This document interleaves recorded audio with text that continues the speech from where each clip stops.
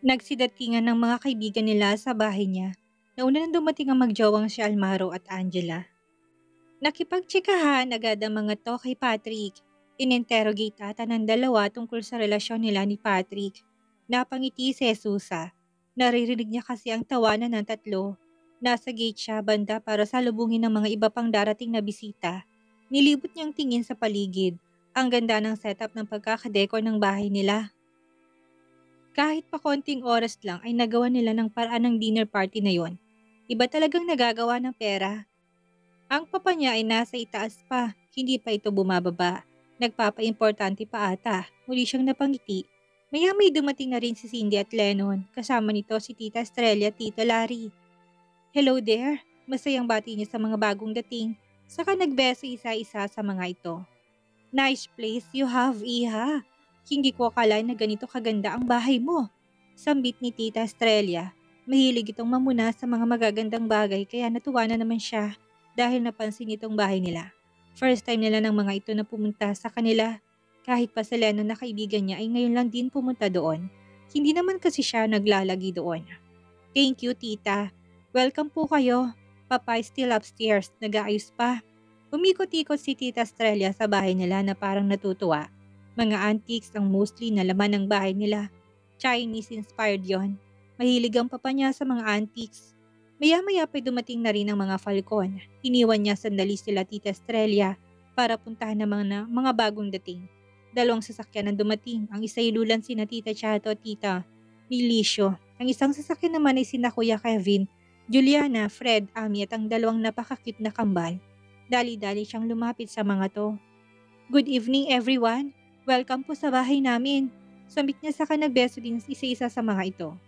What a nice place you have, Iha. Sambit naman ni Tita Chato. Natawa siya. Parehas ang reaksyon ng dalawang matandang babae. Thank you, Tita Chato. Yan din pong sinabi ni Tita Estrella. Oh, they are already here. Kami na lang palang hinihintay. Hindi naman po, kakarating lang din nila, sagot niya sa matanda. Hello, Tita Jesusa, sigaw naman ng dalawang bata. Hello kids, I have something for you. My papa brought me some chocolate from Hong Kong. Hati tayo, okay? Yay! I love chocolates! Sambit na maarteng si Sunshine na may papikit-pikit pa ng mata. Natawa siya sa reaksyon nito. Maya-maya pa'y bumaba ng papa niya mula sa kwarto. Hello everybody! Magiliw na sigaw nito. Kitang-kita sa mukha nitong galak dahil nagkaroon sila ng bisita sa bahay. Parang haunted house na kasi ang bahay nila. Laging walang katao-tao. Pa, I would like you to meet my friends. And this is Tita Estrella and Tito Larry. Cindy's parents and this is Tita Chato and Tito Milicio. Lennon's parents. Pakilala niyo sa mga to. Everybody, please meet my papa, Mike. I'm glad to meet all of you. Masayang bati ng papa niya sa mga bisita at isa-isang kinamayan. Good evening, Tito Mike. I'm Kevin Falcon, Lennon's older brother. Oh, the great Kevin Falcon. I'm glad to finally meet you, Iho. I've been heard so much about you. Nabasa ko sa magazine tungkol sa iyo and I'm impressed of the way you run your businesses. I hope to work with you someday. That's why I'm here, Tito. Let's make that happen soon. Nagtawa na naman silang lahat. Business na naman ang pag-uusapan ng mga ito. Tara na sa lamesa para makapag-dinner na. Aya dito sa mga bisita ng papa niya. Umupo sila sa isang long table. Umupo siya sa tabi ng papa niya, tumabi naman si Patrick sa kanya. Hello there, Lolo! Singit naman sa usapan ng dalawang kambal. Nagmano to sa papa niya. Oh, sino tong cute na mga bata? Lumiwanag ang mga mata ng papa niya. Halatang giliw na giliw sa mga bata. That is my son and daughter, Tito Mike. They are twins. Sagot ni Kevin. Ang cute naman ng mga to. Maglilo na sabi nito sa mga bata sa kabumaling sa mga bisita nila. Alam nyo, kaya ako umuwi dito dahil binabantayan ko tong anak ko na magkaroon ng boyfriend agad. Nang malaman ko na sila na ni Patrick ay sobrang saya ko. Sana'y makabuo sila kaagad ng katulad nitong ka-cute na mga batang ito. Sambit ng papa niya sabay pisil sa pisngi ng dalawang bata. Thank you, Lolo! Sambit naman ni Sunshine. Maya-maya kay Patrick naman ang atensyon nito. Patrick, dalas-dalasan mo na ang pagtira dyan sa anak ko para makabuo na kayo, ha? Utos nito sa nobyo niya. Papa! Sigaw niya sa ama. Nahiya siya sa sinabi nito at nagtawanan naman ang mga kaibigan nila. Ginamit na naman nito ang word na tira sa kanya. Pakiramdam niya talaga ay aso siya na tinitira ni Patrick. Ay sorry, may mga bata pala. Sorry kids. Why don't you go inside? Maraming chocolate sa ref. You can have it all. Nakangiting sambit nito sa bata para umalis na muna sa kumpulan nila. Really, Lolo? Wow, thank you! Sigaw ng dalawa saka tumakbo sa loob ng bahay at hinanap ng ref.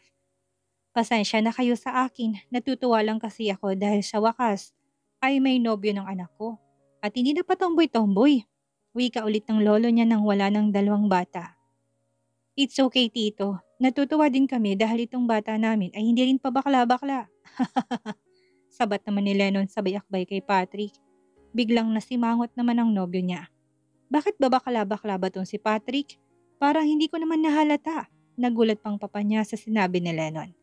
Napangiwi siya. Ayaw na sana niyang malaman pa ng papa niya ang tungkol doon para wala nang madami pang interogasyon. Opo, babakala-bakla yan bago masaksak sa dibdib.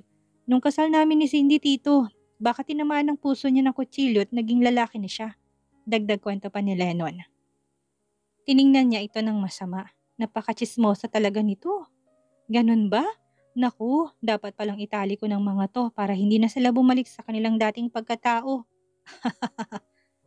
Papa, Lennon, nandito kami ni Patrick oh. Pinagchichismisan niyo kami na as if wala kami dito ah. Galit na komento niya. Huwag kang mag-alala, Tito Mike. Hindi na po ako babakla-bakla. Naguluhan lang po ako dati. Wika naman ni Patrick. Mabuti naman kung ganon, iho. Sa nakikita ko hindi ka naman bakla. Paika-ika nga ng lakad ng anak ko noong unang araw ko dito. Hindi ko alam kung anong pagtatumbling ang ginawa niyo at hindi pa makalakad ng maayos ang anak ko. Papa! Sigaw niya. Pulang-pula na talagang mukha niya sa hiya. Iba din tong bata naming tito. Batang may laban ito. Dagdag kantsaw din ni Almaro. Wala akong pakialam kung ano man ang gagawin nila. Basta ang gusto ko ay magkaapo na. Malungkot ang buhay ko. Kaya gusto ko may nagpapasaya naman sa akin. Kapag nagkataon, siguro mamamalagi na lang ako dito sa Pilipinas at aalagaan ang mga magiging apo ko. Mabuti pa itong si Compadre Milicio ay may mga apo na at si Compadre Larry naman ay may padating na ring apo. Oo, kumpadre, masaya talaga kapag may apo, nakakawala ng pagod. Naalala ko dati nung nalaman namin itinago ni Juliana kay Kevin na may anak sila, ay napaiyak talaga ako. 3 years old ng mga bata nang malaman naming may apo na kami, kaya hindi mo lang alam kung gaano ako kasaya sa mga araw na yon. Halos itali ko na rin si Kevin at Juliana noon para hindi na maghiwalay ulit at makipiling naman namin ang mga apo namin. Kwento ni Tito Milicio. Napuntang atensyon sa magjowang si Kevin at Juliana. Buong pagmamahal na niyakap ni Kevin ang nobya nang maalalang kanilang love story. Marami rin sila na pagdaanan bago naging masayang kanilang relasyon. Ganon din kami, kompadre. Alam mo ba itong si Lennon at Cindy ay nagpakasal pa sa Maldives nang hindi namin nalalaman? Nagalit din kami mag-asawa. Pero para bagang hindi na namin ginalang ng dalawa pero nang malaman namin na magkakaabo na kami ay tinanggap na rin namin agad. Nasasabik din kami sa apo dahil nag-iisang anak lang namin si Cindy. Kwento naman ni Tito Larry. Importante sa atin na meron tayong tagapagmana ng ating mga negosyo kaya habang mga bata pa sila ay mag-anak lang sila ng mag-anak nang sa huli ay madami tayong katuwang sa ating mga negosyo. Dagdag na wika naman ni Tito Melicio.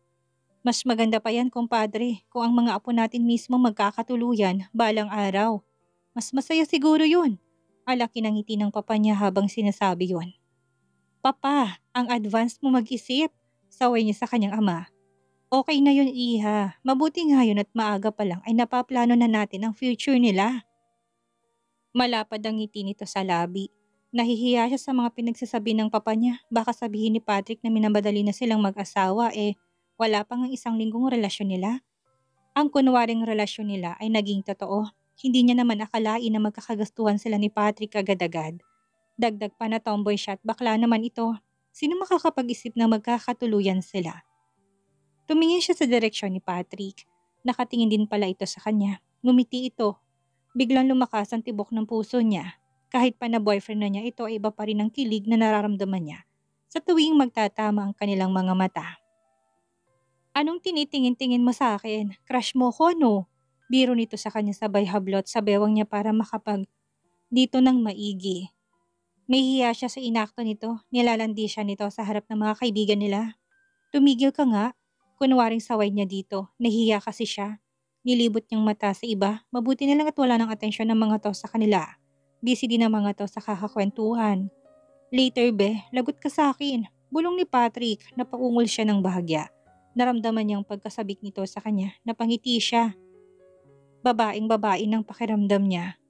Come on, let's eat. Sigaw ng papa niya. Nabaling ang atensyon nila dito. Na-serve na kasi lahat ng pagkain sa mesa. Ang sasarap ng mga pagkain nakahanda. May mga seafood, king crab, steaks, pasta. What do you want to eat, be? Tanong ni Patrick sa kanya. Carbonara na lang siguro ako, parang hindi kasi ako gutom. Tumayo si Patrick at kumuha ng carbonara para sa kanya. Pagbalik nito sa upuan ay kumuha to ng konting parte sa tinidor at nilapit yun sa bibig niya. Susubuan siya nito. Ako na, nakakahiya. No, kainin mo na to. Mangangalay ako. Wala siyang magawa. Binuka niyang bibig at kinain ang sinusubo ni Patrick sa kanya. Ang sweet ng bata namin sigaw ni Almaro. Hindi nila alam na sa kanila pala nakatingin ang lahat. Buisit na mga to, sila lang ang binabantayan. Nahiya siya, nagtakip siya ng muka. Patawa-tawa lang si Patrick sa mga kaibigan nila. Ay, ang haba ng hair naman ng sis namin Si Cindy naman ang nagsalita. Parang hindi tomboy Dagdag pa ni Lennon. Shut up Lennon, sigaw niya. Kay Lennon lang talaga siya napipikon dahil sa paulit-ulit nitong sinasabi na tomboy siya. Nagbago na nga siya Ayaw na niya ng dali-daliri lang. I like that Patrick, alagaan mong anak ko. Prinsesa ko yan kaya ayaw kong may manakit dyan. Makinig kang mabuti Patrick kung ayaw magkahiwa-hiwalay ang katawan mo. May nakita kong samurai sa loob kanina. Si Fred naman ang nagsalita. Tahimik lang ito pero matalas ang mga mata. Dahil na rin siguro sa pagiging private investigator nito. Mga collections ko yon iho.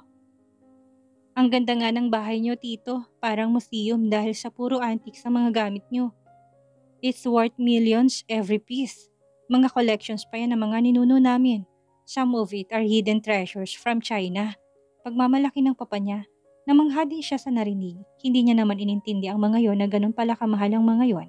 Ang akala niya lang dati mga lumang gamit lang. Dapat pala may security guard na itong bahay niyo, Tito Mike. Lagi pa naman tong walang tao. Baka pasukin kayo na magnanakaw. Sabik naman ni Kevin. No need. This house is full of security measures. May mga camera ako naka-install dyan somewhere. In case na may identified na taong pumasok sa bahay ay patay agad. Binabaril ko. Kahit pa nasa Hong Kong ako, kaya kong patay ng taong pumasok dito. May naka-install din dyan na baril somewhere. Wow, that's awesome, Tito Mike. Wika ni Lennon. Yeah, kaya nga alam ko may lalaking pinapasok si Jesus dito sa bahay Kaya umuwi ako kaagad. Nagpatid agad ako sa private jet ko. Nakangising sambit nito. Biglang lumaki ang mata niya sa narinig, kaya pala umuwi to agad-agad. That's bad papa, minamanmanan mo ko sa CCTV? Hindi lang naman ikaw ang minamanmanan ko, pati itong mga collections ko. You mean tito, nakita mo kami ni Jesus sa kagabi sa sofa? Doing something? Nahiyang tanong ni Patrick. Don't worry iho, pinatay ko naman ang CCTV nung nakita ko na may gagawin kayo nitong anak ko sa sofa. Hindi ako nanood, promise.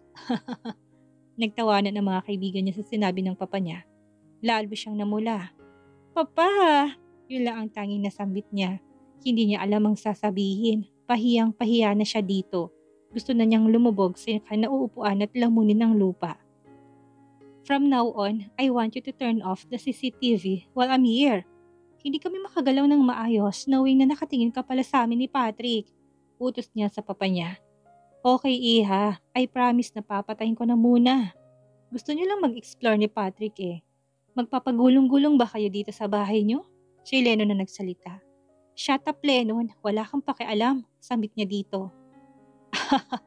It's okay iho, kahit pabagtumbling sila ditong dalawa, basta babigyan nila ako kagad ng apo Yun naman pala, inabot na ng gabi na madaling araw ang masayang selebrasyon nila. Naginuman pang mga lalaki samantalang silang mga babae naman ay nagsasayawan pa. Tinignan niyang papa niya. Tuwang-tuwa ito, halatang masaya ito sa gabing iyon. Sa lahat ng material na bagay na meron ng papa niya, ang gusto niya lang ay lubusan tong masaya. yung hindi nabibili ng pera. Maya-maya pinagsipaalam ng mga bisita nila. Niiwan silang mag-ama at si Patrick sa bahay nila. Nilapitan niyang papa niya na parang lasing na din. I'm so happy anak. Ngayon lang ako sumaya ng ganito ulit simula nang mawalang mama mo. Sobrang sinubsob kong sarili ko sa trabaho na kahit ikaw ay parang napabayaan ko na rin. Sorry anak. Sorry dahil hindi ako naging mabuting ama. Mahabang sambit nito. Lasing na nga ito dahil nagdadrama na ito sa kanya. It's okay papa. Hindi ka masamang ama. You gave everything to me. No. Pailing-iling ito. Kung naging mabuti sana kung ama't nagabayan kita, ay baka hindi na nakikipagrelasyon sa babae at nasaktan. It's okay pa. I'm okay now. Sagot niya dito, nagiging makulit na ito kapag lasing. Nilapitan nito si Patrick at inakbayan. Diretso pa naman ang lakad nito pero namumula ng mukha nito. Maputi kasi ang papa niya kaya halata kapag namumulang pisngi nito. Salamat iho sa pag-alaga sa anak ko. It's my pleasure to love your daughter, Tito. Sabit naman ni Patrick at tumingin sa kanya ng buong pagmamahal. Call me papa from now on, iho. Ituring mo na akong papa dahil ituturing na rin kitang anak ko. Malalim ng gabi, magpahinga na tayo. Putol niya sa kadaldalan ng papa niya. Mabuti pa nga, pagsang-ayon nito, umakyat na sila sa itaas. Hinatid nilang papa niya sa kwarto nito pagkatapos ay sila naman ang pumunta sa kwarto nila. Did you enjoy the night, be? Tanong ni Patrick sa kanya. Yes, be. I enjoyed it so much. Sagot niya sa nobyo habang nakapulupot ang kamay sa bewang nito. Maya-maya pa may kumatok sa kwarto nila, nagkatinginan sila. Silang tatlo lang naiwan sa bahay nila. Ang papa naman niya hinatid na nila sa kwarto nito. Sino naman kayang kumakatok sa kwarto nila? Sabay silang pumunta sa pinto para pagbuksan niyon. Ang papa pala niya yon. Pa, bakit gising ka pa? Hindi ba hinatid ka na namin sa kwarto mo? Nagtatakang tanong niya. Hindi pa kasi ako makatulog Gumawa ako ng tea. Sinabay ko na kayo. Sambit nito sabay abot sa teapot na hawak nito. Inumin yung dalawa bago kayo matulog para masarap ang tulog nyo. Nakangisi na nakakalokong sambit ng papa niya. Nagtataka naman siya kung bakit gano'n na lang ang reaksyon ng papa niya. Okay pa, sagot niya sabay abot sa teapot. Bumalik ka na sa kwarto mo at magpahinga ka na din. Okay anak, good night mga anak. Enjoy! Kumakaway pa to habang naglalakad palayo sa kanila. Nagkatingin na silang dalawang magjowa. Duda na ako dyan sa papa mo be, hindi kayo nagda-drugs yan? Sambit ni Patrick at bigla niyang hinampas ang nobyo. Gago, hindi maloko lang yang si papa pero walang bisyo yan. Joke lang, ikaw naman. Wika nito sabay himas sa braso nitong hinampas niya. Tara na at inumin na natin ang tea na yan para makatulog na tayo. Ayaw niya dito. Umupo sila sa sofa, kinuha niyang teapot at sinalin sa mug na dala ng nadi niya. Sa mug lang yun kaya salita na lang sila. Prenting nakaupo lang sila doon habang umiinom. Nakasandal siya sa dibdib ni Patrick. This tea tastes delicious, sabi ni Patrick. Mahilig talaga sa tea si Papa kaya marami siyang collection niyan. Sa China pa niya binibili yan. Malapit na nilang maubos ang tea nang may naramdaman silang init ng katawan. Be, parang there's something about that tea. Parang umiinit ang katawan ko. Ako din, be. Oh no, ano kayang pinainom ni Papa sa atin? Bakit parang umiinit ang katawan natin? Sambit niya habang kumikiskis ang katawan niya sa nobyo. Tumaas din ng kamay niya at dumapo sa dibdib nito. Shit, what happened to us? Tanong ni Patrick pero ang kamay nito ay gumagapang nasa loob ng shorts niya. Pilit binubuka ang magkabilang hita niya. Alam niya nang gagawin nito sa kanya. Gusto rin naman niya yun. Be, maloko talagang papa mo. Hindi kaya nilagyan niya ng gamot na pampainit ang inumin natin. Wika ni Patrick habang ginagalaw siya. I think so. Tumayo silang pareho at dali-daling naghubad. Kapwa sila nagmamadali. At walang pigil na pinagsaluhan ang init ng gabi. Pinikit niyang mata pero hindi niya naman namalayan na tuloy na siyang nakatulog. Nagising si Jesusa na para may mabigat sa katawan niya para may nakadagan sa kanyang mabigat na bagay. Minulat niyang mga mata. Si Patrick palang nakadagan sa kanya. Tumingin siya sa binata. Madilim pa sa labas. Malamang madaling araw pa lang yun. Good morning, be. Bati nito sa kanya habang nakangisi. What time is it? Bakit hindi ka patulog? Tanong niya sa nobyo. Hindi talaga ako natulog, be. Hinayaan lang kitang makapagpahinga na muna. Pwede na ba ako mag-umpisa ulit? Nakangising tanong nito. Napangiti na lang siya sa nobyo. Kailan kaya mapapagod ang junior nito? Sige, pero gentle lang ha, medyo masakit pa. Parang bata siyang kinikilig habang sinasabi yun. Sige, hindi na niya mabilang kung nakailang round sila sa gabing iyon, bastang alam niya busog na busog siya. Nagising si Jesusa dahil sa sinag ng araw na nakadirekta sa mga mata niya. Tinignan niyang paligid. Nandun pa rin sila sa kwarto ng papa niya. Inangkin na niyang kwartong iyon, yun kasi ang master's bedroom. Mas malaki yon kesa sa kwarto niya. Hindi na sila umalis doon, total may kwarto naman ng bago ang papa niya. Saka mas maganda doon kasi marami sila mapagpwestuhan ni Patrick. Napangiti siya. Sinulyapan niya ang nobyo. Mahimbing pa rin tong natutulog sa tabi niya. Bahagya siyang bumangon para abutin ang cellphone sa bedside table. Tinignan niya ang oras, magla-lunch na pala. Ilang oras ba silang tulog ni Patrick at hindi niya namalayan ng oras? Ganun ba sila kapagod talaga? Inalala niyang ginawa nila kagabi, napangiti siya. Lahat ng sulok ng kwarto na yon ay nalibot na nila. Sa kama, sa banyo, sa sofa, sa pader, sa upuan. Wala silang pinalagpas kagabi. That's the reason na tinanghali na sila ng gising. Naalala niya na naman ang ginawa ng papa niya kagabi kaya parang naging hayok sa laman silang magjowa. Para silang dalawang hayop na magkakastahan. Kakaiba talagang papa niya. Kung sa iba yon baka natakwil na siya bilang anak. Pero ang papa naman niya tahas ang sinasabi sa kanyang itatakwil siya kapag hindi niya ito mabigyan ng anak. Sa ginawa nila ni Patrick, duda siya. Kung hindi pa sila makakabuo noon, pakiramdam niya punong-puno. Ewan ba niya kung bakit hindi pa niya natuluyan ang nobya sa dami ng nilabas nito. Sa bagay mga bata pa naman sila kaya active sila. Naalala niya dati, sila ni Christine hindi masyadong nagme-make love. Para nagkasawaan na silang dalawa, umabot din kasi ng 3 years ang relasyon nila. Marahil ay naramdaman nito ang emptiness sa kanilang relasyon. Kulang sila sa intimacy. Ito ang unang nakahanap ng lalaki kaysa siya. Iniwan ni Christine pero ngayon naintindihan niya ng ex-girlfriend. Iba pa rin pala kapag opposite ang kapartner. Sa kabilang banday gusto niyang magpasalamat kay Christine. Kung hindi siya iniwan nito at pinagpalit sa lalaki, hindi niya rin makikilalang sarili. Matatali lang sila ni Christine sa isa't isa at hindi sila nakapag-explore na may in love sa opposite sex. Na siya pala ang tama. Kinuha niyang kamay ng nobyong nakayakap sa kanya. Tumayo siya sa kama at muling kinuha ang phone. Denial ang number ng ex-girlfriend. Tatawagan niya ito para magpasalamat at sabihin dito na naintindihan niya ito at hindi na siya galit sa ginawa nitong pag-iwan sa kanya. Kahit naman na niloko siya nito ay naging magkaibigan naman sila bago sila nagkaroon ng relasyon. Kahit man lang ang friendship nila ay may bailit nila. Hi Tien, sabit niya sasagutin ni Christine ang tawag niya. Hi Jesusa, how are you? I did not expect you to call me. I thought galit ka sa akin. Pag-alinlangan na wika nito sa kanya. Galit ako, pero dati yon. Ngayon hindi na ako galit. Naintindihan ko na kung bakit mo nagawa sa akin yon dahil naramdaman ko mismong naramdaman mo na in love din ako sa lalaki. Nakangiting sambit niya. Hindi niya akalain of all people ay sa ex niya siya magkakwento ng love life niya. Really? You're in love with a guy? Tila hindi rin to makapaniwala sa narinig mula sa kanya. Yes, parehas tayo ka naintindihan na kita. That's good to hear, Jesusa. I'm happy for you. And sorry din sa nagawa ko sa'yo. It's okay, pinapatawad na kita. I miss you. Thanks, Jesusa. I miss you too. I have to go. Baka magising pa si Patrick. Bye, Tin. Wika niya sabay patay sa phone niya.